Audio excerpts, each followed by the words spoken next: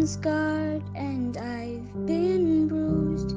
I have learned just what to do.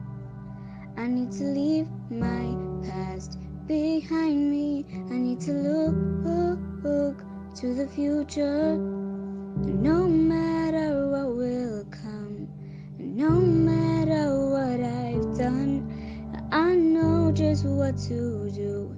And that's all because of you. Are you okay, family? Happy Tuesday and welcome back to my YouTube channel. I am spotting a familiar face on the channel today. You guys saw her a few weeks ago, and as promised, she is back with just the topic I promised you we'd invite her back. And I'm starting to think she's our body image specialist. Maybe we should call her that. Maybe we should call her body image specialist. But before we get to that, a warm welcome to the people that are new to our UK family, and a warm welcome back to our returning subscribers that ever keep on supporting us and recruiting new people to grow our lovely family. I appreciate you, I love you, and I really welcome how you guys have welcomed me into your homes, to influence you, to be a voice inside your head that argues against sometimes the unfair voices. I've recruited a friend of mine to help me do just that today on something that is a little bit heavy, on something that is a little bit difficult, and that is the relationship we tend to have to our bodies after our bodies have been through a trauma. This is especially true for sexual trauma, but true for other type of traumas as well. The reason I'm mentioning primarily sexual trauma is because normally when you are looking back and trying to appraise the situation and assess what happened to avoid the situation from happening again, because that's the first bias we try and do when we reflect, what did I do so that I can do it differently next time? It's far scarier to believe it was out of your hands, because then that means you can't preempt different odds for next time. So we fall for that, and normally it always boils down to just one thing, that the body is what invited the desire for sex, that the body is what invited the desire for sex, be it the shape of my body that they were lusting after, be it the fact that I'm a girl, so the genitals that exist within my body, be it the fact that I'm their type or their taste. There's something about you that makes you think they didn't target all girls, they didn't target all 20-year-olds, they didn't target all this. It isolates it to just you, and the unique thing between you and someone else is normally your body. It's untrue, first of all. But before we get to that, that is what we are trying to discuss today, and hopefully paint the picture of why the self-harming, why the promiscuity thereafter, why the alcohol and numbing. What is it in your body that you are so desperately trying to destroy after you have been through a trauma? The same applies for car accidents, the same applies for domestic abuse. There's something about trauma that you sustain in your body that makes you relate differently to your body going forward. And I've got Mama Kalima here to weigh in, to advise, to affirm, to comfort, and do all things that make you relate better to your body, because she's got a special interest in creating a positive relationship between yourself and your body. So do gather your friends that you know have been affected, so that you can relook how you look at yourself in the mirror, because you are going to live in that body for the rest of eternity. And if you look at it as you will at the end of the video, your body has been playing for your recovery since the day of the trauma. It would be best if you related to it in a good and grateful stance again. Pups, you need no introduction to the UK family. This is the third time you are visiting the UK family. Welcome, welcome. I've introduced you, but perhaps for the recent members and additions, please look into the camera and introduce who you are, what you are to this family, and why this topic is so close to your heart. Yeah, thank you so much for having me again. I'm Papa Mama Kalima, as you just said. I'm a psychologist by profession. I'm sure now by now your viewers, they know that we're friends, we're good friends. This topic is very close to my heart because, especially trauma, it affects you, whereas it's not your responsibility. You tend to go around carrying the shame that is not really your baggage to hold in the first place. So yeah, I'm very happy to be joining you today. Okay, and before we waste any time, let's jump straight into it. Trauma and the body. Why are the two even related? Why is it that most people that have been through a trauma have a very complicated relationship with their body? First of all, you are the first person that you know. You are the first person that you are the most person that you spend most of your time with. So trauma, most of the time it brings a lot of questions. It makes you question the things that you know. because now this is an unfamiliar and hurtful situation that has happened to you. So in order for you to be able to make sense of what happened, you tend to look at yourself. And the first things that you actually realize is your own body, how you look, the person that you are, and you tend to want to attribute whatever qualities or body position that you have, and try to make sense of the actual situation. So I think that's why people always relate trauma to themselves and to their body. And actually, we all understand that your body is the only most important, or I don't know how to explain this, but your body, you tend to understand that you control your body. Yeah, true. You control your body. You couldn't control the body of the other person when we talk about sexual trauma. So that's why it's always relates back to your own body. Is there a part of it that makes it feel like your body betrayed you? Definitely. I mean, what else can you blame? What else can you blame? Because, I mean, we are sexual beings by nature. So with sexual trauma, you find out people might experience arousal during the act, the actual act. Males. And you tend to question, did I enjoy it? Did I also want it? But forgetting that your body is a sexual being, and just because you were aroused, it doesn't mean that you wanted it. I wanted to. That's very true. And the betrayal from one's body doesn't come from just arousal. It comes from, I couldn't run fast enough. Like my feet couldn't carry me. Yeah. As soon as I was alerted to the danger, my knees got weak, I fell to the ground. And you are absolutely upset at how your knees could fail you. I couldn't scream. Is also another popular betrayal by your body, where your voice couldn't come out to invite help. And you like, screaming is supposed to be almost voluntary and immediate. And that particular day, it didn't. Physical restraint, that I couldn't fight you off, or I froze, is another response that people don't know is typical in trauma. If you assess fight and flight responses, where you freeze because of the shock, but then you feel like your body betrayed me. It didn't act when I relied on it to act. So the complexities with one's body and being able to count on that same body for next time, you hate it. You hate your body. Essentially, you hate yourself, but your body is the only thing you can blame, because it didn't run fast enough, it didn't scream loud enough. And sometimes there's qualities that are intrinsic that you feel like, oh, I'm light in complexion, they tend to be attracted to yellow bones, or they're punishing me because I'm dark, and whatever. You isolate that which is specific to body. And most importantly, because trauma happens to the body most of the time. It's not, the target is your body, not your emotions. If somebody is slapping you, the injury is to your body.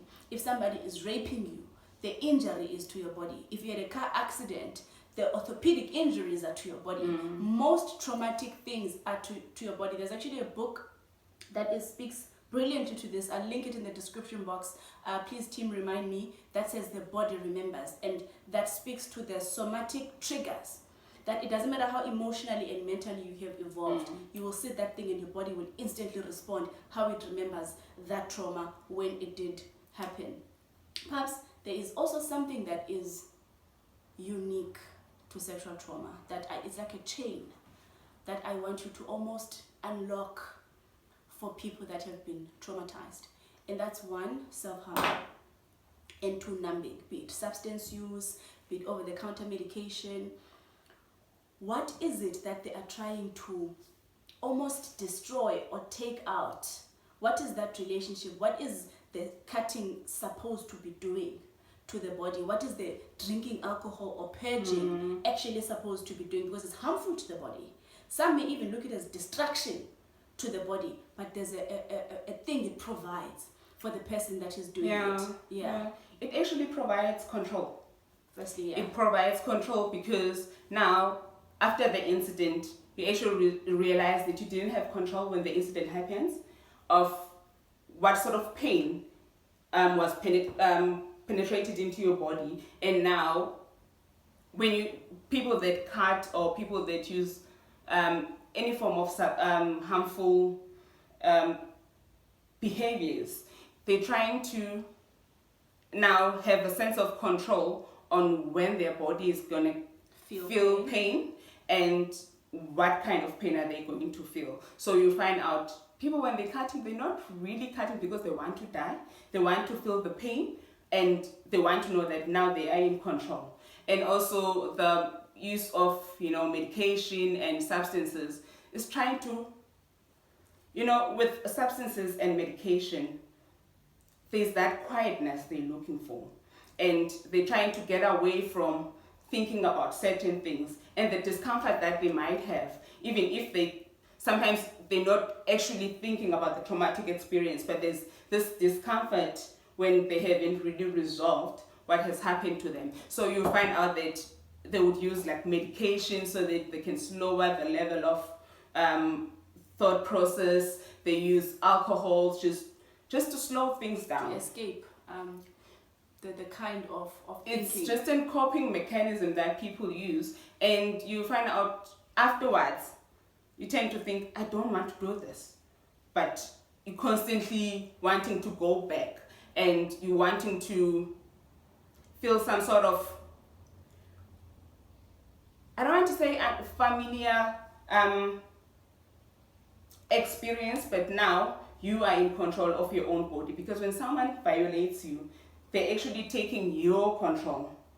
They're actually violating your own space. So when every time they try to find a way of having control and inflicting pain, it actually truly matches to how quickly people then almost choose the people to then sleep with, almost like a revenge power thing, that one chose me and I don't know why they did, and because I have the power, I'm going to sleep with whoever I want to sleep when with, I want to. And you normally see that there's normally like a cross-contamination that a person will, which is the popular question people typically ask, are you gay because of the rape?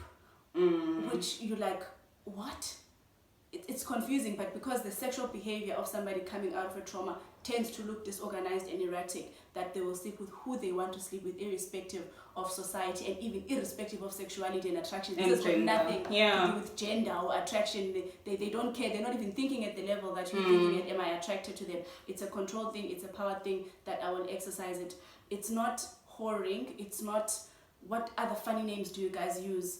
It's far more complicated than you are now sleeping around, and mostly it's to justify the moral decay that trauma makes you feel, where you feel like it has degraded the class of human you are, and you want to do things that society considers dirty so you can match why I'm feeling dirty.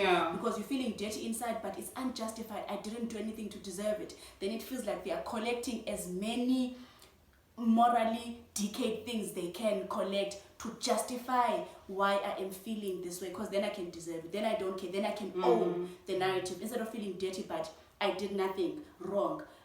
It's complicated, and the reason I was saying Papi must unlock it, there's so many prisons that exist. Another popular one, Papi, that tends to happen is how sexual trauma removes your clarity of what would have anyway happened, even if you weren't victimized. That whatever sexual feeling they have, they think, oh, you're so sexual. You it's like you are baptized in sex. Now everything, even if they would have anyway had that sexual preference, somebody will maybe tune into pornography and will think, you're so lustful, you go around looking for sex, and they ascribe everything to that experience, sexual experience, and everything they feel in their body, they think it was collected and stemmed from that experience.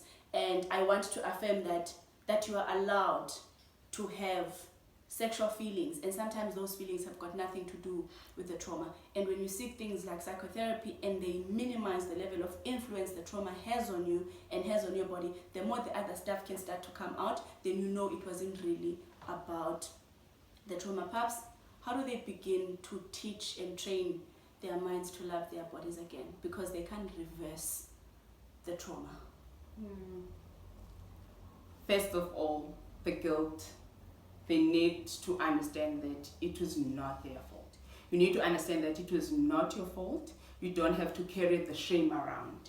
The shame doesn't belong to you, and the more you become shameful and keep it as a secret, the more you're going to stay in that situation, and the more you're going to keep feeling dirty, keep feeling as if there's something wrong about you. So I think people need to understand that there's nothing that they have done. The short skirt that you wore on that day was not the reason for the rape or the sexual assault, because there are other instances where you think, but it doesn't make sense, this child was like 2 months old, so it can't be the dress that you wore, or just because you drank that night. So you need to take away the fact that trying to find what you did as a result of attracting the other person. Also, loving yourself and understanding that you are beautiful, you are sexy. Yes. Because people tend to think after they get traumatized that now they're not sexy anymore, or when they sexually aroused they think, you know what I mean. So you are sexy, you are still a sexual being. You might think as if there's something wrong with the kind of things that you think, but also seeking help, talking to people that you trust, and the social support is very important. And permission to enjoy what you enjoy. You may lose the clarity of knowing, would I have enjoyed it nonetheless, and that's fine. You can script a new narrative that I don't know, and I'm okay living with, and I don't know. I don't know what would be my sexual views, I don't know what would be my sexual ideas, but most importantly, to recognize the role your body has played in healing, to recognize the role your body has played in recovery, even if it's struggling, but the fact that it's still hosting you to date, and to understand its signals and what it's trying to do sometimes. It's not trying to remind you, it's trying to protect you. All it knows is that the rapist was wearing a red t-shirt, so you'll see that it will react a particular way when it is red, and you may hate it. Why is your heart beating fast now? Why are you embarrassing me with a panic attack in front of people? Why are you craving alcohol after I've worked so hard? But it's craving the comfort because the pain is back. It's craving the quietness it brings when it numbs the turmoil. So when you understand the signals your body, so you'll see that even your mouth at the smell of your favorite cider will start to get wet, and you're like, I thought I was over this, why am I craving alcohol again? And you'll see that thing that alcohol was protecting you from is back, and you try and communicate with your body's signals. Why am I triggered? Why am I panicky? Why am I edgy? Why am I aroused? Why am I turned off? Why do I feel heavy? Because Papi mentioned also the heaviness, that people will try to do things that elevate them and make them hyper because they feel so heavy, because the guilt is back and the shame is back and they feel slouchy. Then the tick will make them feel high because I'm too lethargic, and these things are snippets of psychiatric symptoms and psychological symptoms. I don't want you to isolate them outside the context and think everybody that is self-harming was raped. Yeah. This is just but one of the ways we try and annihilate something inside of us that we really hate. Sometimes we feel dead and we cut to feel alive. It's different for each psychiatric condition. It's different for each phenomena. And we'll come back on this couch to explain as many as time allows. But that is just one of the insights I'm hoping we have provided. Your body is stunning. The rapist picked you because they're a rapist and you were there. That's literally it. Opportunists found an opportunity and took it. It wasn't provided by anyone. They thrive on creating that opportunity. Your body did nothing. There's a full-on biological explanation as to why you couldn't scream, why you couldn't run, why you couldn't swerve out of the way in time, why you couldn't. And if you invest in visiting the right specialists, these explanations will be provided to you. Then you know it wasn't a body failure and your body didn't betray you, because sometimes you want to get out of this body because it's no longer a safe place for you to live. You cannot count on it when you go to places, or sometimes it feels like it brings certain attention and you want to be safe from that attention, so ingasuphume kuyo. And this is what happens when we have complicated diets and this. You just don't want to be this body. I want to present as something else because this body is dangerous. Your body is safe. Your body is gorgeous. You're hella hot. Like completely, hey baby, like hello.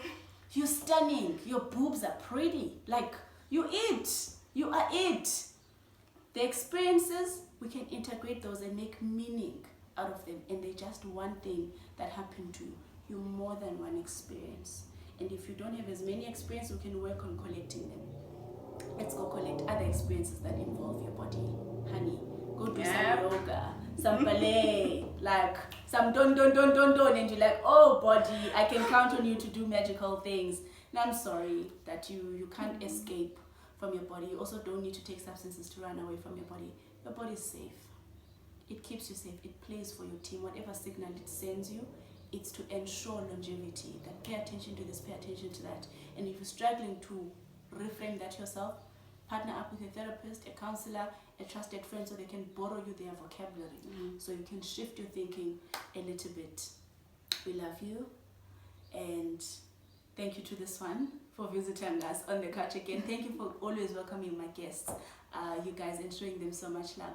I appreciate that this is a safe place for me to bring people onto, because normally I know you subscribed to me, so it's always a bit of a risk when I invite someone you didn't sign up for. But thank you for trusting me that I will pick the right people to come talk to you, and you always welcome them.